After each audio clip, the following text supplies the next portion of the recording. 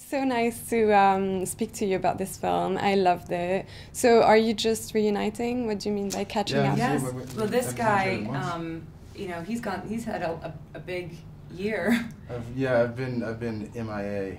Yeah, it's hard to catch up with him, and he's been all over and all over the world. So this is the first time. Literally, we just got to say hi 3 seconds ago.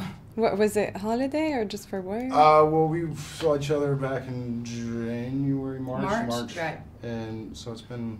But even before that, we finished filming this movie June of last year, and then we didn't see each other again until March, and then we only see each other for a little bit, and then.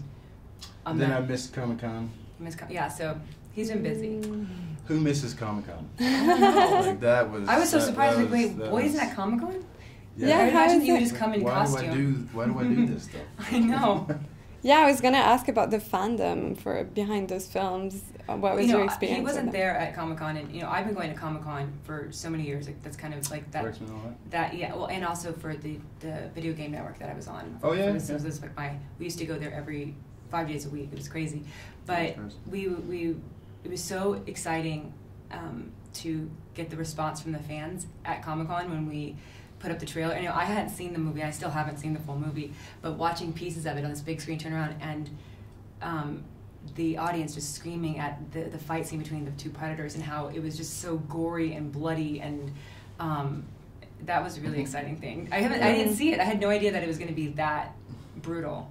Yeah, the creatures are pretty impressive, the predators. How was it on set? How did they look? We had two like 7 foot tall actors walking around, sometimes passing out. Because they were in this, like, I remember one time we were filming, and like, do you remember that time we were on the ship? Yeah. And we have Brian just and I see him do this, but he's in his whole suit, so you're looking at a predator. I mean, it's very lifelike, and it has. It's robotic, so everything moves. You've got like 4 guys in the corner of the room controlling it on like a race car sort of. Yeah, and I see one guy, Brian, who's our stunt guy, who's amazing, and I see the predator just kind of do this, and I thought, oh no, and then he went, and then just went straight down. Yeah, it was it's pretty hot. Like, you're wearing basically an inch layer of silicone. Yeah. No ventilation. It's hard. But those guys, I mean, it's really intimidating to see them in real life. It's pretty, it's like, pretty creepy. Yeah. Like, remember all the mouths, everything's just like there. It's pretty glistening, awesome. Glistening with sweat. I'm sure it helps for the acting as well. It's better than working with like a tennis ball or something like. Did you have to do that on Logan a lot?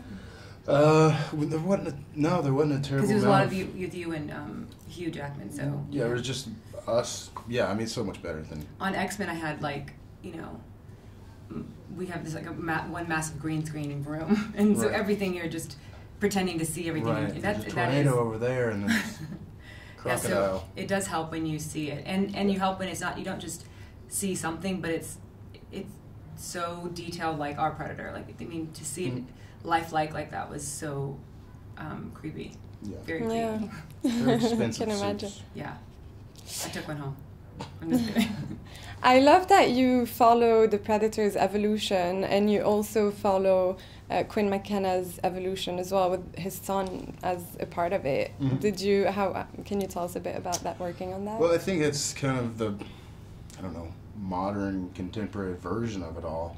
I think going back to the classic, it was, kind of cosmetic-ish, the cowboy guy had chewing tobacco or something like that, and, what Shane did on this one, it just go a bit deeper with all his characters. I mean, like, you would assume in a cliche way that we would be romantically involved, and it's just like going kind of left of center always and trying something different. So what I loved about that, I mean, I loved that storyline with Boyd's character and with Jacob Tremblay, because